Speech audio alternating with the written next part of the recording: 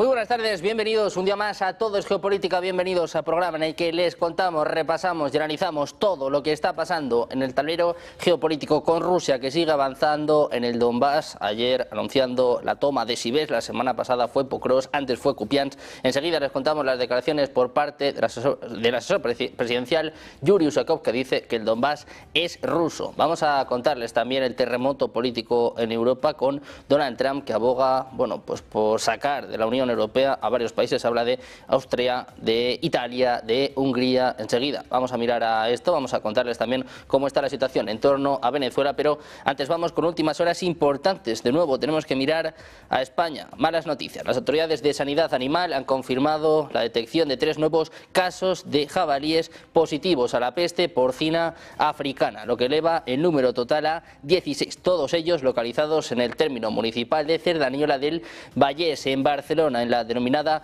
Zona Cero del brote. La red de alerta sanitaria veterinaria eleva a 7 el número de focos declarados desde que se detectó el primero el pasado 27 de noviembre. Mientras tanto, los efectivos desplegados en la Zona Cero han perimetrado con vallas este área de 6 kilómetros de radio desde el primer caso para intensificar la captura de jabalíes y mientras sigue la investigación para determinar el origen del virus. Sigue el caos en España en un momento de corrupción, en un momento de escándalos políticos, pues ahora encima tenemos nuevos casos de peste porcina africana. Muy atentos a la actualidad en España, seguimos mirando a la actualidad internacional, vamos a mirar a Rusia. Les contamos que el asistente de política exterior del presidente ruso Yuri Usakov declaraba este viernes que todo el Donbass es territorio ruso según su constitución, en respuesta a la propuesta del presidente ucraniano Volodymyr Zelensky de un referéndum territorial. Decía, el Donbass es ruso, todo es ruso, hay una constitución. Es lo que apuntaba Usakov, mientras se especula que Zelensky podría proponer unas elecciones para forzar un alto el fuego. Mientras aumenta la presión sobre Ucrania para que acepte las condiciones de paz de Estados Unidos, el presidente ucraniano planteaba la opción de permitir que sean los ucranianos aquellos que voten si entregar o no el territorio del Donbass a Rusia.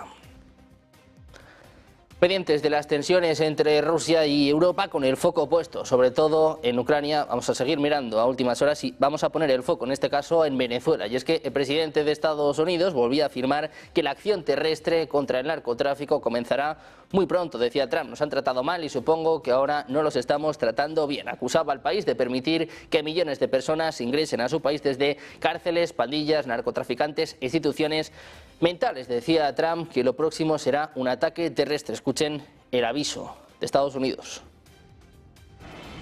So it has to do with a lot of things. They've treated us badly, and I guess now we're not treating them so good. If you look at the drug traffic by sea is down 92%. And nobody can figure out who the 8% is, because I have no idea. Anybody getting involved in that right now is not doing well. And we'll start that on land, too. It's going to be starting on land pretty soon. Un Donald Trump que sigue humillando a Europa, a los líderes europeos. Les contamos que Estados Unidos busca expulsar a Austria, Hungría, Italia y Polonia de la Unión Europea. La publicación especializada Defense One ha informado que una versión inédita de la Estrategia de Seguridad Nacional de Estados Unidos incluye una sección que no aparece en el documento oficial publicado. Se plantea que Washington debería cooperar activamente con varios países europeos para favorecer su salida de la Unión Europea. El apartado no divulgado sugiere que Estados Unidos apoye a partidos políticos, movimientos sociales e intelectuales que promuevan la soberanía nacional y la preservación de los estilos de vida tradicionales europeos, siempre que mantengan una orientación pro-estadounidense. Señalan que este enfoque formaría parte de una estrategia más amplia para redefinir las relaciones de Washington con Europa. Un momento de mucha tensión geopolítica con el foco puesto en Ucrania, en Venezuela, en estas tensiones entre Estados Unidos y Europa. Vamos a analizar todas estas cuestiones y mucho más de la mano de nuestros expertos. Hoy contamos con Fernando Moragón, experto en geopolítica. ¿Qué tal, Fernando? Muy buenas tardes. Hola, buenas tardes, encantado de estar con vosotros. Tenemos también a Cristian Amesa, analista internacional. ¿Qué tal, Cristian? Muy buenas tardes. Buenas tardes, un placer, Sergio, estar con vos y con estos admirados colegas. Y por último, vamos a presentar a Eduardo Irastorza, profesor en OBS Business School. ¿Qué tal, Eduardo? Muy buenas tardes. Hola, Sergio y compañía.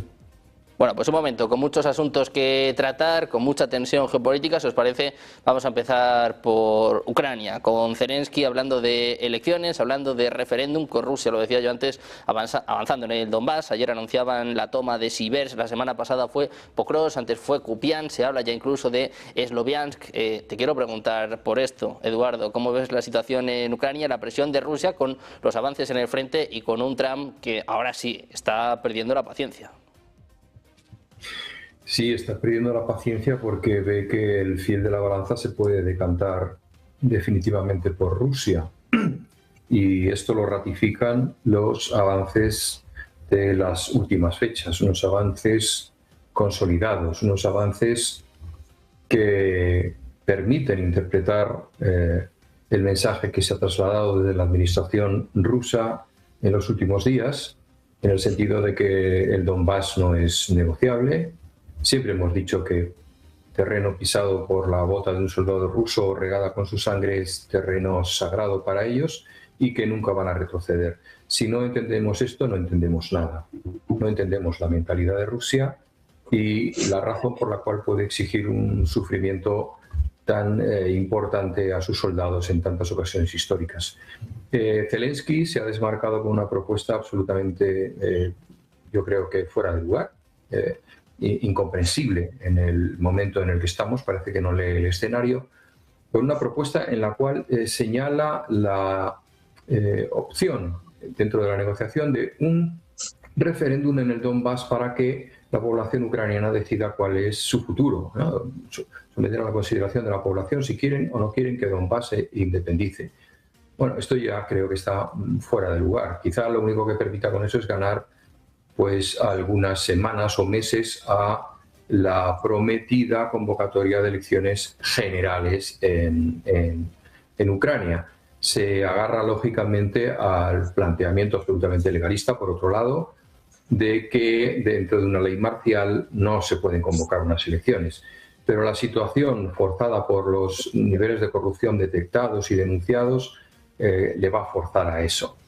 Con lo cual necesita de un acuerdo. Yo creo que Trump, como señalabas tú en tu comentario, se está poniendo muy nervioso y se está poniendo nervioso precisamente porque no pueden encontrar rédito, tierras raras que sacar de Ucrania para su beneficio, etcétera, si el frente se desmorona, cosa cada día más probable. Respecto a lo que pueda ocurrir en los próximos días, pues lo que está claro es que está llegando el momento en el que las fuerzas militares ucranianas están pensando que ninguno quiere ser el último en morir en esta guerra, ¿no? Una guerra que está llamada a terminar y además con un diktat prácticamente ruso. Esto es un poco el diagnóstico del escenario en el que nos encontramos. Pues un escenario complejo, me atrevería a decir prácticamente crítico para Ucrania, con un Trump que empieza a ponerse nervioso, con Rusia que sigue avanzando imparable en el frente, sobre todo en Donetsk. Se habla también de grandes avances en Zaporilla. Cristian, te quiero preguntar a ti también por esto. ¿Cómo están influyendo estos avances de Rusia en la posición de Estados Unidos? Un Donald Trump que presionaba a Putin, bueno, que ha tenido muchos vaivenes, pero que ahora está poniendo la máxima presión sobre Zelensky. Sí, lo que pasa es que el verdadero escollo para la paz acá es Zelensky y sus patrocinadores europeos. Esto lo hemos visto desde el comienzo y para mí es clara la voluntad de Trump de solucionar este tema y de hacer acuerdos con Rusia, que sin duda sí son prioridad para el programa de Estados Unidos bajo la administración Trump. Y esto, por supuesto, es fruto de lo que se está dando ahora, es fruto de una guerra de desgaste muy bien planificada por el Kremlin, y que justamente ha llegado a profundizar tanto el deterioro dentro de las filas ucranianas, dentro de las líneas de suministro, incluso la economía europea, que el colapso ya es tipo efecto dominó. No es algo que extraña a nadie, salvo a los que no querían ver la realidad.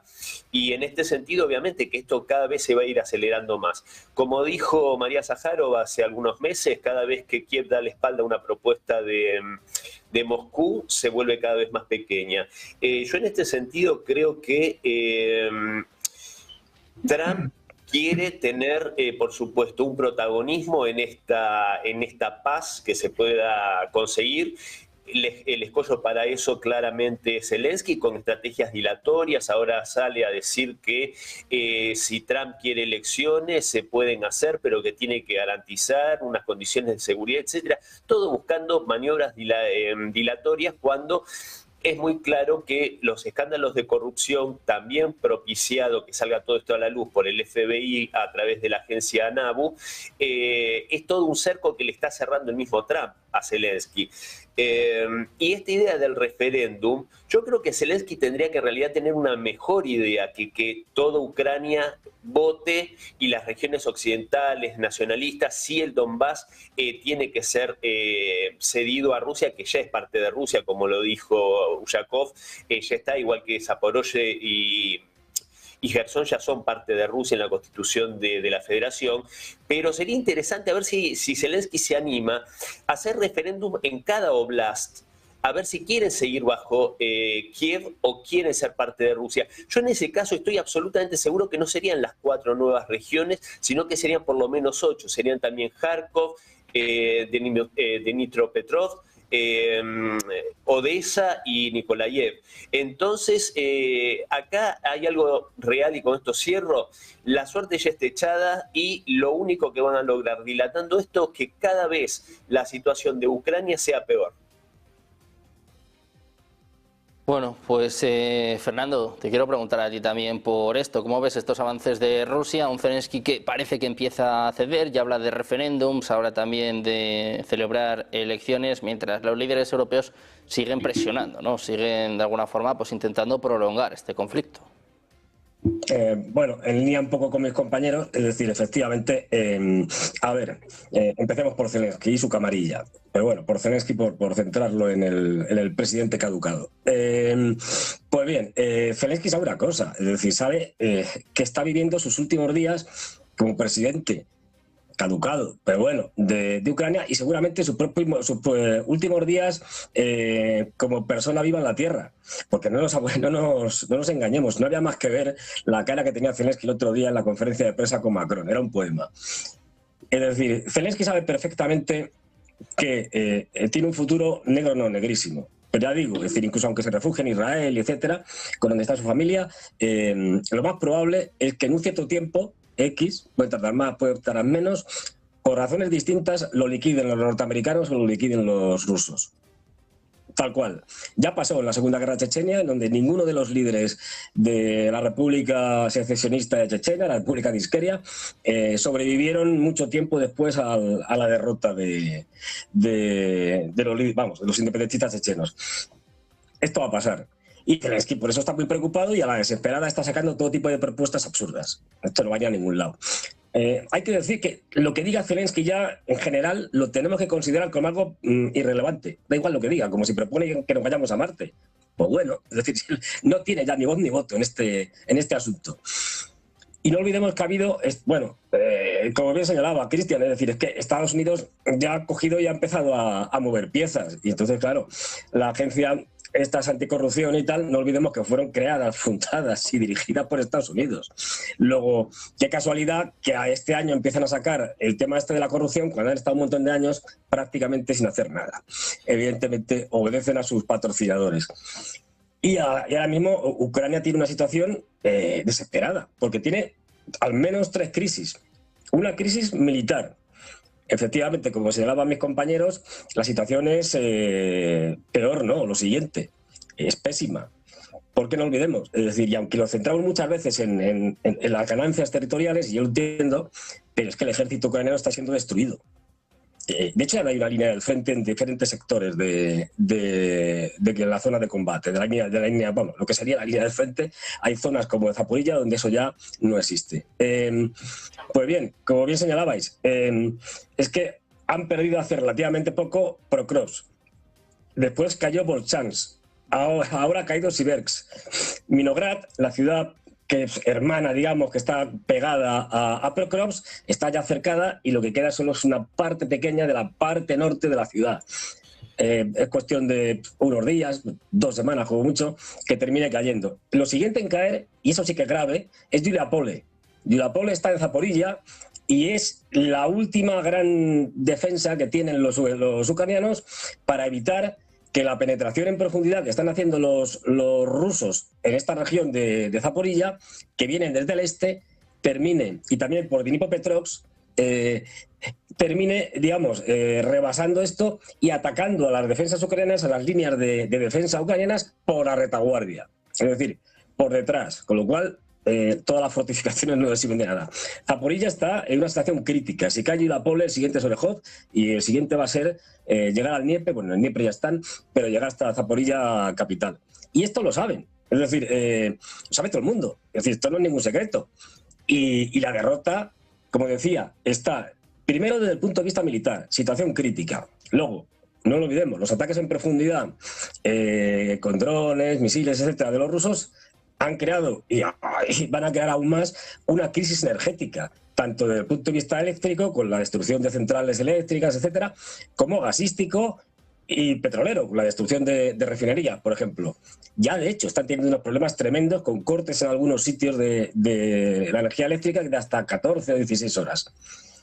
Invierno duro, no, lo siguiente. Es decir, y con gravísimos problemas, ya digo, hasta el punto de que se habló en un determinado momento de que si las temperaturas en Kiev, que está al norte de Ucrania, caen por debajo de los -10, cosa que no es nada raro en invierno, pues si eso dura durante 2 o 3 días, habría que evacuar Kiev. Evacuar Kiev, una ciudad de más de 2,5 millones de personas. Esta es la realidad. Pues bien, segunda crisis, la crisis energética. Tercera crisis, la crisis política debido a la corrupción que han puesto de manifiesto los Estados Unidos. Si es que miren ustedes, todos estos son unos corruptos. Mucho hablar de la defensa de Ucrania, del nacionalismo y tal, pero al final todo esto está montado para enriquecerse ellos. Y además con 2 partes. Es decir, estos ahora ha salido y sale lo de la corrupción. Ha caído Yermak, no lo olvidemos, el cerebro gris de Zelensky, y afecta a todo el núcleo duro del régimen. Y como consecuencia de esto, lo que tenemos es una crisis política cada vez mayor y por lo tanto ya se está buscando reemplazo a Zelensky. Es decir, se necesita otra persona porque ya han dicho los rusos que no van a negociar, bueno, pueden hablar con Zelensky, pero no van a negociar nada con ellos porque no tienen legalidad interna ucraniana desde el punto de vista ucraniano. Ya no es presidente, no pueden firmar nada con este señor. Total que Zelensky está fuera de juego. 3 graves crisis y luego en relación a lo que decía Osakov, pues efectivamente, si es que desde el 14, creo recordar, no estoy seguro, de junio del año pasado, en los puntos que planteó Putin, esto estaba ya más, clarísimo. Y como también señalaban mis compañeros, es que también dijeron, a ver, se hablará siempre en función de cómo esté la situación en el terreno militar.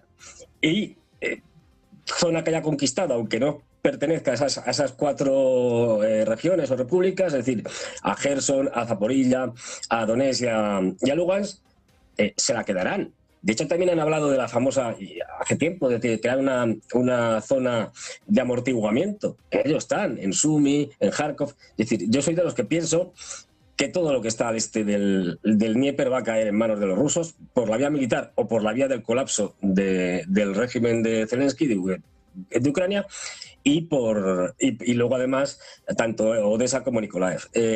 Y ya para terminar, que si no me enrollo, yo soy de los que defiendo la tesis de que todo esto que vienes viendo de Trump y de Putin y demás, desde el primer día que descolgó el teléfono Trump para hablar con Putin, es fundamentalmente una representación teatral.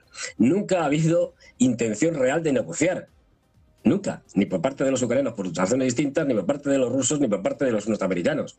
Lo que han intentado, y lo han conseguido, es ganar tiempo por razones distintas, pero ¿para qué? Para que Trump permita que los rusos hagan política de hechos consumados. Es decir, no, si es que mire usted, esto de las negociaciones ya va a ser que no, porque primero los ucranianos se niegan y tal, y los rusos pues ya que han conquistado prácticamente todo y pues no se les puede pedir otra cosa, así que no queda más remedio que aceptarlo. Para Rusia, evidentemente, también gana el tiempo haciendo este paripé de negociaciones que nunca han sido de verdad. La prueba es que nunca se ha conseguido nada. Y con toda esta retórica que utiliza Trump de que si le mandamos los Tomahawk, que si no se los mandamos y tal, ya dije en su momento que no se los iban a mandar, y efectivamente no se los han mandado, pues con esto lo que llegan es a una situación estupenda, digamos, para los dos, que es poner lo que Trump quería, que es su discurso de esto, la culpa es de Zelensky y su régimen, que se fueron a una guerra que no podían ganar. 2, los europeos que apoyan una guerra absurda y que están ahí pues, absolutamente obsesionados con ir a la guerra contra los rusos, cuando esto tampoco se puede ganar. 3, esto, la culpa es de Biden y los demócratas que hicieron esta guerra, que es un desastre, y la culpa pues a ellos, sí, los 350.000 millones estos que nos deben los ucranianos. Y el resultado, por lo tanto, va a ser ese, va a ser una rendición incondicional que se puede recubrir como si fuera una negociación, o se puede envolver el paquete con una cinta de regalo y tal, pero que no deja de ser una rendición incondicional. Y lo demás, es decir, podemos decir que esto ya está decidido. Es decir, podemos hablar de cuánto va a durar más, cuánto va a durar menos. Y en su ofensiva, y ahora hablaremos de esto, en su ofensiva de Trump contra la OTAN y contra los europeos en general, pues tampoco es novedad. Quiero decir, no olvidemos que Trump, ya en su primer mandato, en las elecciones que le llevaron su primer mandato, luego le hicieron regular. Ya decía que la OTAN le parecía una cosa que no servía para nada, con la cosa con la que estoy de acuerdo. Esto va a ser importante porque estamos asistiendo a la caída de la OTAN.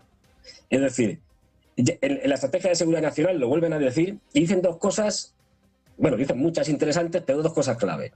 Una, que hay que construir un sistema de seguridad común europeo en el que tienen que estar los rusos. Eso significa el final de la OTAN, tal cual. 2, dicen, y esto es la constante y es la clave que nos permite entender todo esto, por enésima vez, es que tenemos que relanzar en las relaciones económicas entre Estados Unidos y Rusia, quitar las sanciones, porque es de interés de ambos el mantener estas relaciones. ¿Qué está buscando Trump? Dicho rápidamente, está buscando las famosas tierras raras, que los rusos sí las tienen, los ucranianos no. Es decir, los rusos están entre los 4 o 5 mayores poseedores de tierras raras, primero los chinos a larguísima distancia, vietnamitas, australianos, estos sí se la están dando a Trump, Brasil y Rusia. Estos tienen, y las necesita desesperadamente. Y 2, saben que la fracturación hidráulica, el fracking, el gas y el petróleo del fracking es pan para hoy, hambre para mañana. Y que la próxima década se acabó el fracking. Van a necesitar gas y petróleo. Y más encima con cosas como la inteligencia artificial que van a generar un gasto energético brutal. Luego necesitan gente que tenga gas y petróleo. Y de eso Rusia tiene un montón. Luego, está claro, aquí ya hay unos perdedores clarísimos y unos ganadores clarísimos. Perdedor, Ucrania y Europa. Ganador, la administración Trump, que no es lo mismo que Estados Unidos, y Rusia. Bueno, pues un momento, desde luego, para medir, para pulsar cómo está este panorama geopolítico con Rusia, como decimos, ¿no?, avanzando en el Donbass, con estas negociaciones de paz y con últimas horas importantes. El foco está puesto en Venezuela. Vamos a ver la respuesta por parte del presidente del gobierno español, Pedro Sánchez, pisando otro charco. Está tildando de inaceptable las operaciones extrajudiciales que está llevando a cabo la administración de Donald Trump en aguas internacionales próximas a Venezuela. Dice además que con ello se está debilitando el derecho internacional. En una entrevista concedida a la revista italiana L'Espresso, después de, ojo, de que le hayan designado persona del año tras haber celebrado recientemente su 70 aniversario, han oído bien, Pedro Sánchez, persona del año para la revista italiana L'Espresso. Bueno, pues a todo esto, el presidente del gobierno español ha defendido la necesidad de coherencia por parte de Occidente, referencia sobre todo a las sanciones a Rusia y al conflicto en Gaza, es decir, que no haya habido sanciones a Israel. Dice Sánchez que el cuestionamiento del derecho internacional es una vez más preocupante y que agrava las críticas de incoherencia de Occidente cuando se hablan de dobles raseros. Dice que hay que encontrar vías de diálogo y una solución pacífica a esta crisis. Dice Sánchez que en su opinión son inaceptables estas operaciones extrajudiciales que debilitan el derecho internacional. Pendientes de Sánchez en un momento complicado para Europa, con el presidente de Estados Unidos que está humillando día sí, día también a los líderes europeos, y con informaciones que ahora hablan de sacar a Hungría, a Austria, a Italia. Eduardo, te quiero preguntar por esto, lo estaba comentando Fernando, ¿es esto el fin de la OTAN? ¿Es esto el fin de la Unión Europea? Porque lo que estamos, como se dice en fútbol, es en cambio de ciclo, ¿no? Y es así, es así. Parece que aquí hablamos mal de Ucrania, de es tremendo lo que está ocurriendo, se lo merecen, etcétera. Puede parecer, pero no es así. Estamos refiriéndonos a unos hechos concretos, Yo creo que Ucrania tiene una oportunidad de futuro, pero no podemos olvidar que en el año 2009 Ucrania y Georgia fueron invitadas a ser parte de la OTAN. Eso fue un mazazo para Rusia. En 2014, los acuerdos de Minsk le dieron la oportunidad de retener ese territorio a cambio de un respeto de la población ruso parlante, ¿no? Bien, lo desaprovechó. Ahora, bueno, no hace tanto tiempo hubo una movilización de países aliados como China, que estaban buscando pues un tipo de acuerdo y parar aquello, ¿no? Desde entonces a hoy, Rusia no ha dejado de crecer en lo que es el territorio ocupado.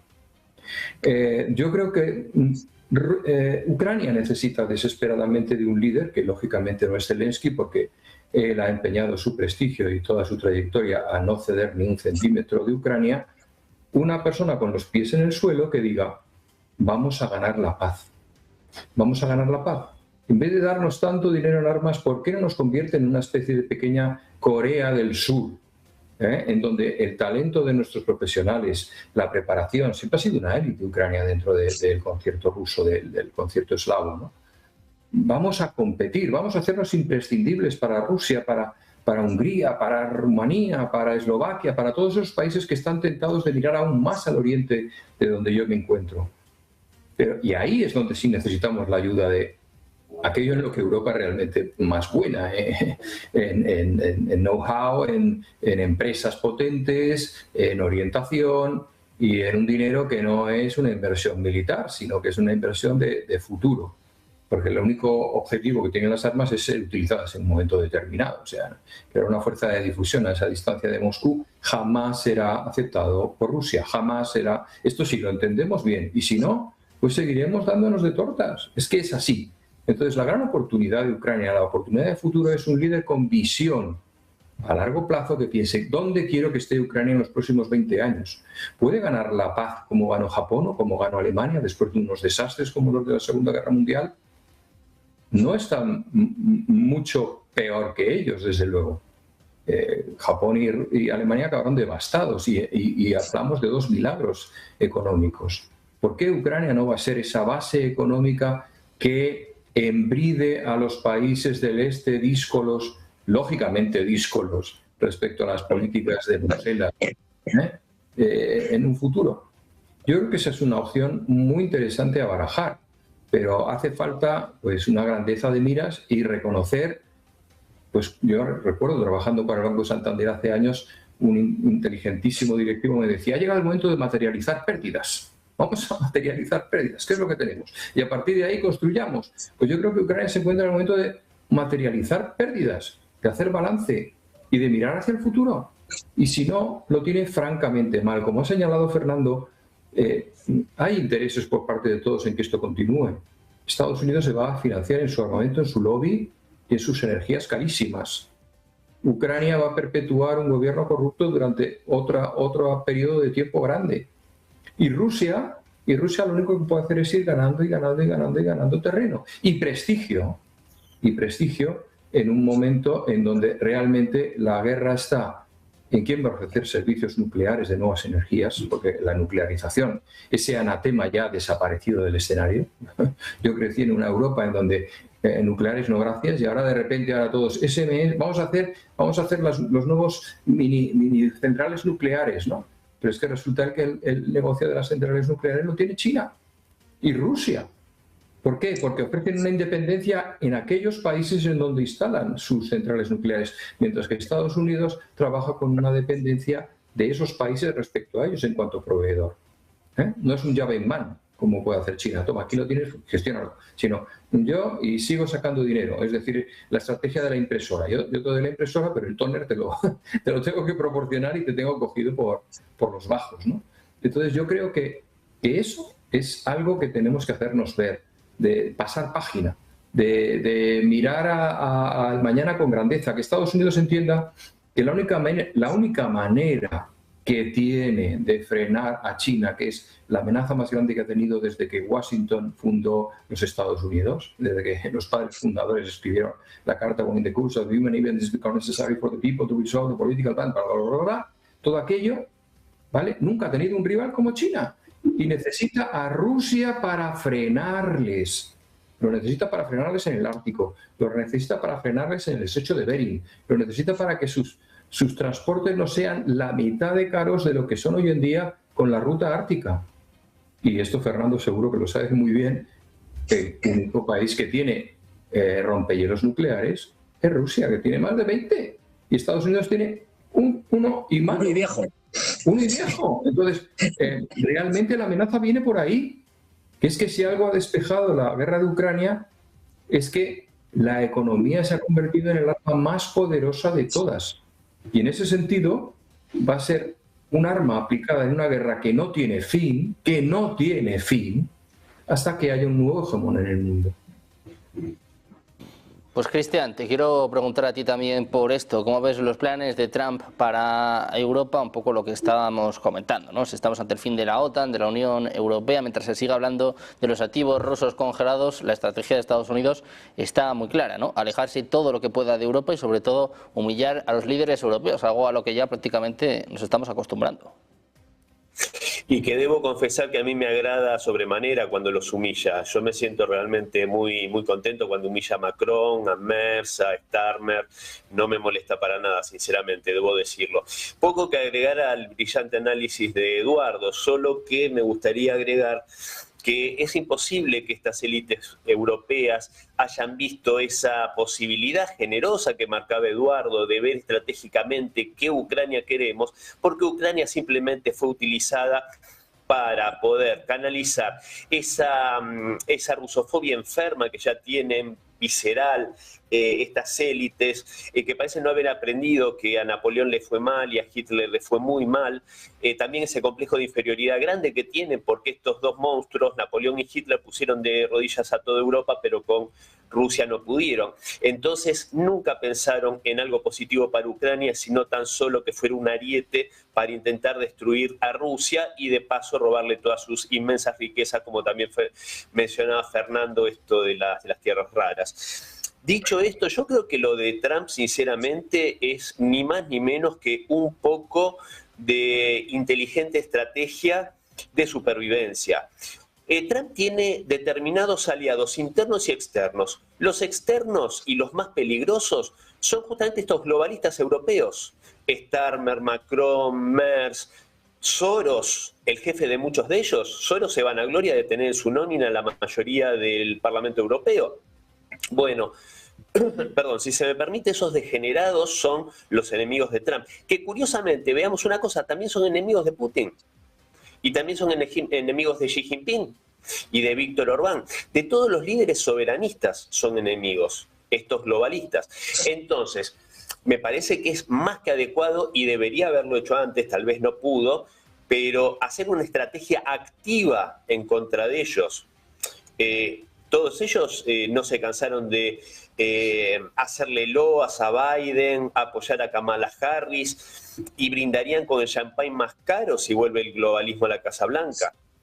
Entonces me parece que es de supervivencia y aparte también hacerse fuerte y poder doblegar a los enemigos que tiene su propio partido, tipos como Marco Rubio, Ted Cruz, Lindsey Graham, etcétera, porque yo siempre digo, Trump es minoría en el Partido Republicano. Sí. Él tiene ese núcleo duro, ese MAGA, que es muy importante, pero que también le marca la cancha, con figuras destacadas y muy respetables como Tucker Carlson, o como la posición de Charlie Kirk pocas semanas antes de su muerte.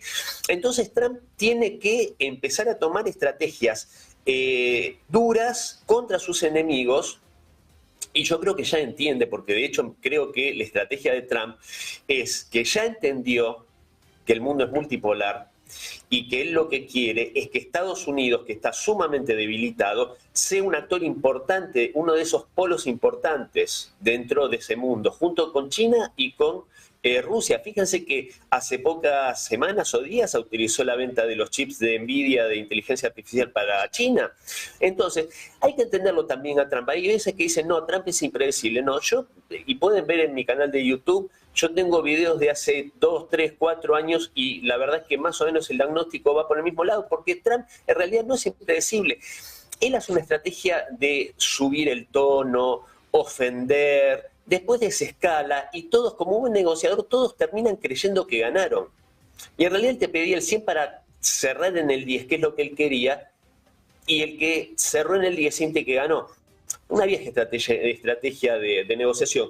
Pero básicamente, volviendo y ya cerrando con esto, estos europeos, estos globalistas, si no los doblega, yo veo pocas posibilidades del proyecto America First y lo que quiere hacer la reindustrialización de Estados Unidos y todo eso pueda finalmente ser exitoso.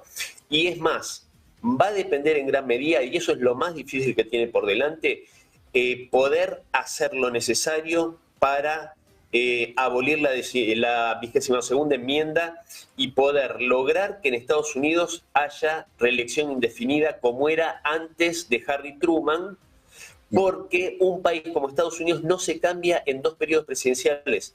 No lo va a poder hacer Vance con 2 periodos en 8 años. Fíjense cuánto tardó Putin para poder cambiar a Rusia y volver a crearla como una potencia mundial después de los 90.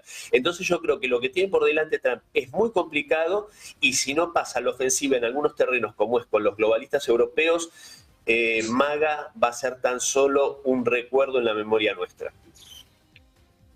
Bueno, pues el foco puesto en Estados Unidos y en Donald Trump. Enseguida vamos a mirar a Venezuela, pero antes vamos a contar últimas horas importantes. Vamos a poner el foco de nuevo en esta guerra en Ucrania. Hoy saben que estaba reunido el presidente ruso, Vladimir Putin, con el presidente turco, Recep Tayyip Erdogan. Pues ojo a lo que ha pasado hace apenas unos minutos. Al parecer, según está informando la agencia Reuters, misiles rusos han alcanzado un buque turco en el puerto de Odesa. Según información preliminar, les contamos, la agencia Reuters está apuntando esta información, este buque estaba transportando generadores, pertenece a la empresa turca Zenk ROR, es lo que están informando tanto Reuters como algunos medios ucranianos. Este velero de pasajeros, este buque de carga rodada con bandera panameña y de construcción turca llamado Zenk-T ha sido alcanzado por misiles rusos mientras se encontraba atracado en el puerto ucraniano de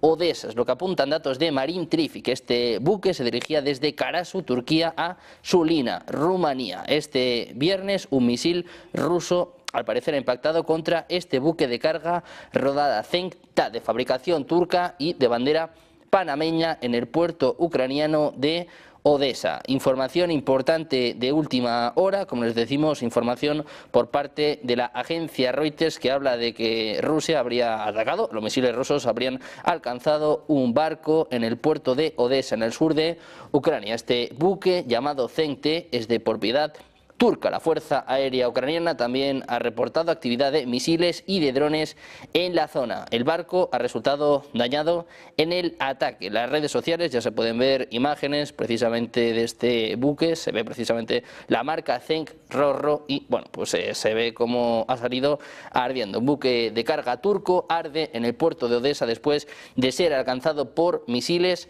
rusos. Vamos a seguir muy de cerca esta última hora, vamos a mirar enseguida también a cómo está la situación en Venezuela. No se vayan, una pequeña pausa, 2 minutos y enseguida la información en Negocios Televisión.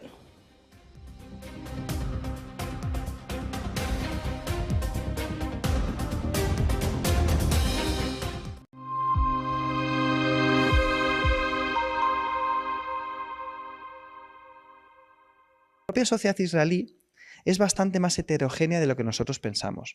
Nosotros yo creo que a veces tendemos a pensar que un israelí es un judío y no, realmente empiezas a escarbar y ves que es mucho más heterogéneo de lo que nosotros podemos pensar.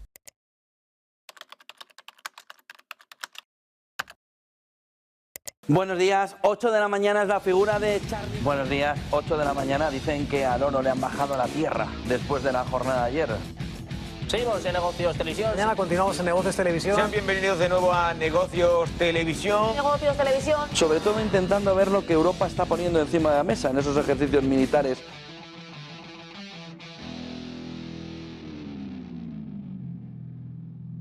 No se puede rescatar. Y España, que va por el mismo camino, tirando de gasto público, de inmigración y de fondos europeos, con lo que después nos vamos a encontrar con un gigantesco agujero fiscal todavía mayor al que ya existe. ¿Qué es lo que sabemos? Lo que sabemos es que eso no se puede rescatar. Grecia se podía rescatar, Francia no se puede rescatar, España tampoco.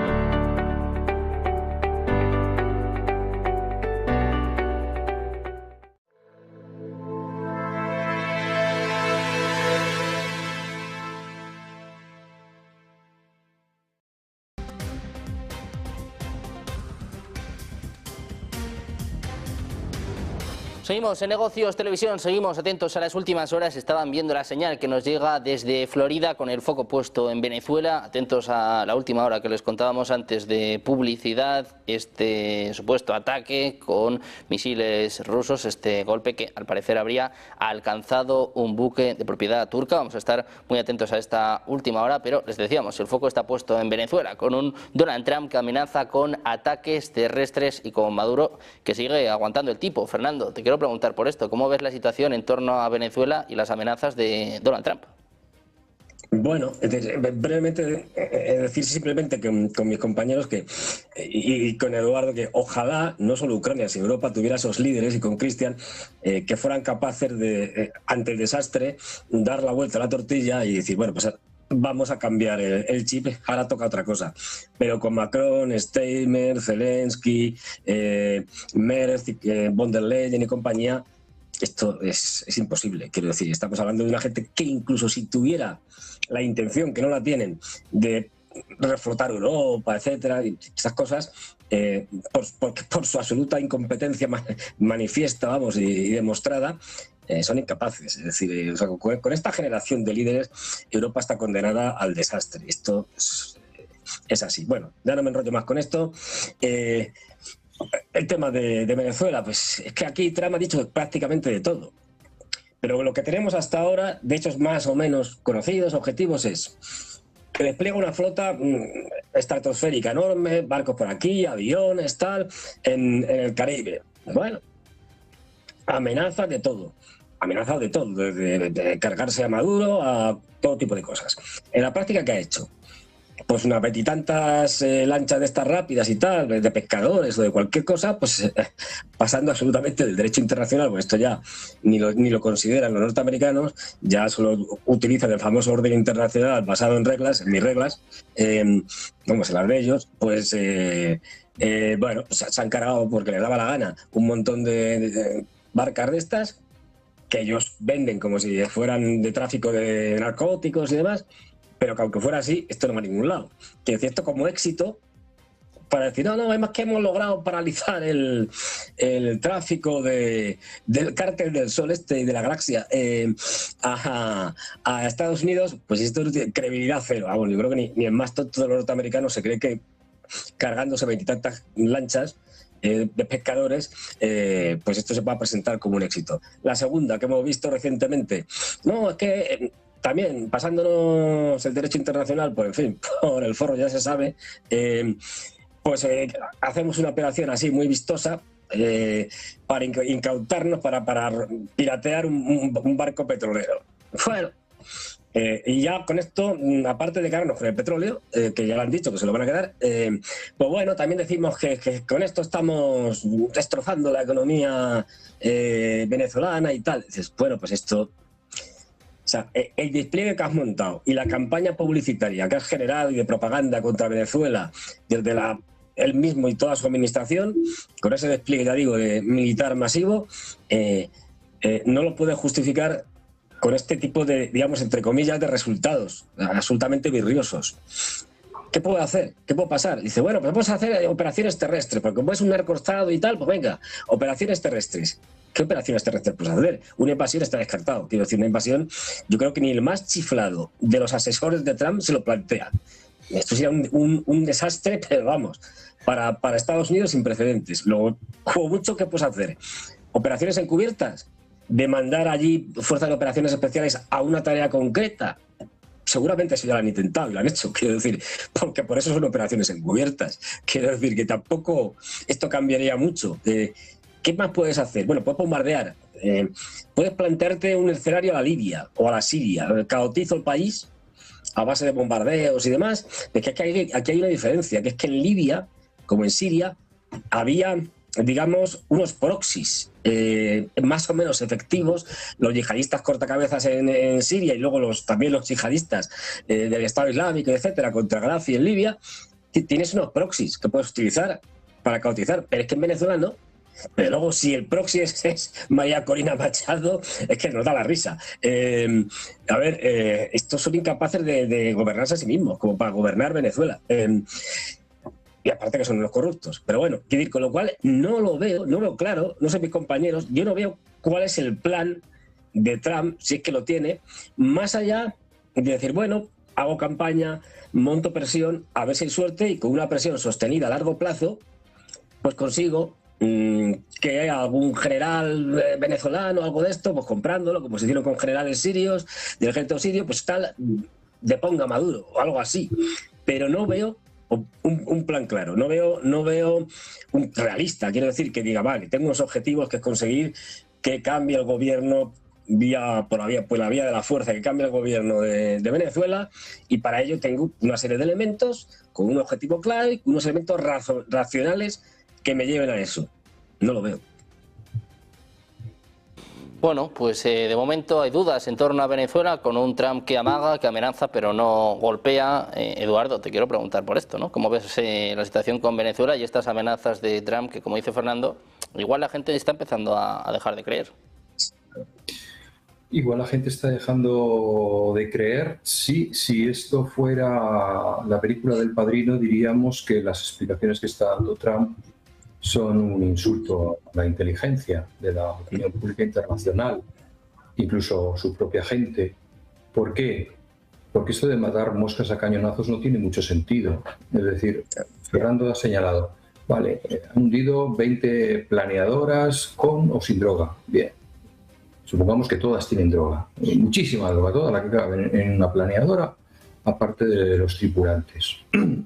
¿Hace falta mandar el portaaviones más grande del mundo para eso? Yo creo que es un ejercicio desproporcionado. Si yo fuese el presidente de Estados Unidos, Trump, pensaría que alguien en el Pentágono tiene que dimitir. O sea, hemos dimensionado el gasto que estamos haciendo para los objetivos que estamos consiguiendo. Es cierto que, lleguemos también a la conclusión de que es cierto que han reducido el 90% el tráfico marítimo de drogas hacia Estados Unidos. ¿Cuánto ha costado eso? Sinceramente, hubiera sido mucho más económico sobornar a toda la población dedicada a la elaboración de drogas en Venezuela. Muchísimo más económico. Yo creo que si Trump tiene un plan bastante sutil, si no se le ha ocurrido a él, se le habrá ocurrido a alguna persona cerca. Había tres opciones. La primera opción del futuro era eliminar a Maduro. Ya se ha descartado. Hemos visto que ni por el dinero que ofrecen hay alguien dispuesto a dar el paso al frente. La estrategia del oeste de se busca reward y recompensa pues no ha funcionado. En realidad nunca ha funcionado en ningún aspecto, ni con Osama Bin Laden ni con ningún enemigo público número uno.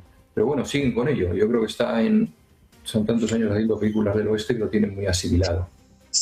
La segunda opción era una invasión sobre el terreno. Una invasión sobre el terreno, aunque mueran 15 soldados americanos y maten a 800.000 venezolanos, no sería aceptable por la opinión pública norteamericana. No está dispuesto a ver más gente que vuelve al país metido en una bolsa de plástico. Eso no puede ocurrir. La tercera opción es el bombardeo, pero claro, un bombardeo centrado a la iraní, un bombardeo centrado en puntos clave que dañen sin daños colaterales, por otro lado, sin civiles que mueran, sino romper las centrales energéticas, presa, yo que sé, cualquier cosa que suponga devolver a Venezuela la edad de piedra, pero sin matar gente.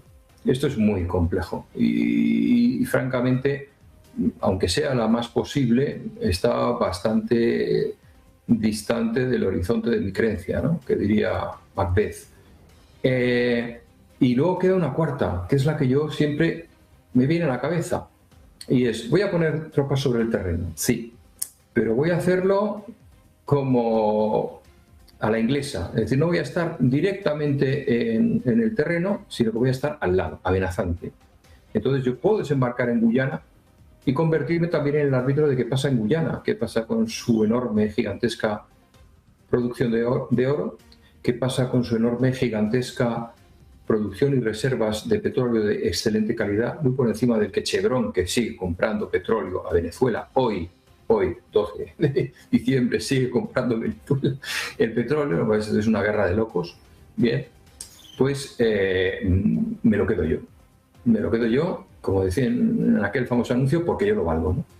Yo creo que eso es lo más probable, porque entonces sí, podría sacar los aerodeslizadores, hacer un bonito documental, sacar a los soldados desembarcando en una playa, poniéndose hasta arriba de arena y tal. Y la opinión pública se quedaría contenta y diría, claro, para eso hay que mandar una fuerza de desembarco. Y ahí estamos, cuidado, que en cualquier momento cruzamos la frontera y te golpeamos. Y convertirse en un actor con su propia base de operaciones bastante más allá, bastante más al sur de Puerto Rico, lo cual es una interesante forma de perpetuar la doctrina Monroe, pero con una presencia física real, ya no simplemente un deseo de control, sino una presencia de sus tropas, de sus intereses, como en su momento estuvo en Panamá, que por cierto, no lo olvidemos, es otra de las cosas que este año pide Donald Trump a los Reyes Magos. El Canal de Panamá se ha pedido Groenlandia, que le pilla más cerca de Papá Noel, y se ha pedido Panamá. Entonces vamos a ver qué es lo que le echan los Reyes, ¿no? Si Guyana, Panamá o Groenlandia. Pues, Cristian, te quiero preguntar a ti también por esto. ¿Cómo ves las amenazas de Estados Unidos a Venezuela con la incautación de un petrolero también esta misma semana y en un momento en el que Maduro parece que sigue aguantando? Sí, bueno, ahí quiero suscribir lo que decía Eduardo, no se olviden de Groenlandia. Yo creo que ahí hay un tema que es principal en la agenda de Trump, por eso es del que menos se está hablando. Obviamente esto del petrolero y estas cosas, estas acciones que está llevando a cabo Donald Trump, más allá de si eran pescadores, si eran narcotraficantes, de todos modos está transgrediendo las leyes internacionales. Yo el otro día, ayer lo decía en un medio ruso, cuando los piratas somalíes hacen esto en el Golfo de Adén, es obviamente una violación al derecho internacional y son condenados como piratas. Ahora lo hace Donald Trump, que tiene un tema con los somalíes últimamente y esto se le parece bastante. Está pareciendo un pirata somalí, pero dicho esto con obviamente sarcasmo y yendo a lo que lo de Sánchez que decía Sergio, esto me recordaba también a lo del reloj descompuesto que 2 veces al día da la hora correcta, ¿no? Hasta Sánchez puede decir algo correcto alguna vez en su vida. Pero yendo a... Yo creo que esto es sinceramente una guerra psicológica, es una campaña psicológica. Yo me imagino un escenario en el cual Donald Trump, para amortiguar y apaciguar en cierta medida esa, que lo decía en el bloque anterior, esa disidencia interna que tiene el Partido Republicano, esa ola guerrerista, neoconservadora, que especialmente es enconada contra determinados gobiernos iberoamericanos, como es Marco Rubio, Ted Cruz. Yo creo que no es casual. Yo me imagino una situación en la cual le dice, bueno, a ver, te doy estos juguetes, entretenete. Si lográs que el régimen de Maduro caiga por su propio peso con una guerra psicológica, bárbaro. En lo concreto no hubo ni un solo ataque en mar territorial venezolano. La otra vez se denunció una invasión del espacio aéreo, era mentira, no ingresaron esos aviones en el espacio aéreo venezolano. Entonces, es una campaña de acoso, le quedó lo del petrolero ahí, le vino al pelo, obviamente está transgrediendo las reglas internacionales, pero es una campaña de escalada psicológica. Y a mí me parece que no es casual, porque todo está interconectado, que en la última reunión que tuvieron los enviados de Donald Trump con Putin, que es un tema central en la agenda de Estados Unidos, ¿quién no estuvo? ¿Estuvo Witkoff? ¿Estuvo Kushner? ¿No estuvo Rubio? ¿Cómo no va a estar Rubio? No estuvo Rubio porque obviamente yo creo que ahí sí hay quienes dicen Rusia le está dando a Venezuela a cambio de Ucrania. No. Yo creo que Trump le está dando a Rubio esta herramienta, a ver si logra hacer caer a Maduro, a cambio de que no moleste en el tema de Ucrania, porque sabemos que es del lado neoconservador, vemos que lo sacaron del medio también a Kate Kellogg. Entonces yo creo que está jugando esa partida Trump, está jugando una partida de dejar hacer, si cae, cae, y si no, mala suerte. Pero mientras tanto los tuvo entretenidos y no obturando, no obstaculizando la negociación con Rusia, que sí es principal. Y al final del día yo creo que Trump y Maduro se van a sentar a negociar. Yo sinceramente no creo que, dado cuáles son los intereses de Trump, haya un impedimento, como bien lo mencionaban los compañeros. Chevron sigue trabajando en Venezuela con la anuencia del Ejecutivo. Entonces, para cerrar, yo creo que va más por ahí, va por una campaña psicológica, que esto sí quiero decirlo, no sé si Caracas está entendiendo demasiado bien eso, no sé si Maduro bailando es la mejor respuesta como para lograr tender algún puente, como cuando estuvo Richard Grenell, que fue un momento interesante a principios de este año, de un diálogo entre Caracas y Washington. No sé si Caracas lo está entendiendo. El tiempo da todas las respuestas, como siempre digo. Bueno, pues el tiempo dirá qué sucede con Venezuela, qué pasa también con Ucrania. De momento nosotros hemos tenido la suerte de contar con vuestro análisis. Muchísimas gracias a los tres por estar con nosotros. Fernando, Cristian, Eduardo, un placer contar con vosotros por aquí. Muchas gracias. Muy buen día, buen fin de semana. Un placer teneros por aquí. Muchísimas gracias. Nosotros que vamos a hacer una pequeña pausa, nada, unos minutos. Enseguida más información, más análisis, más expertos, negocios, televisión.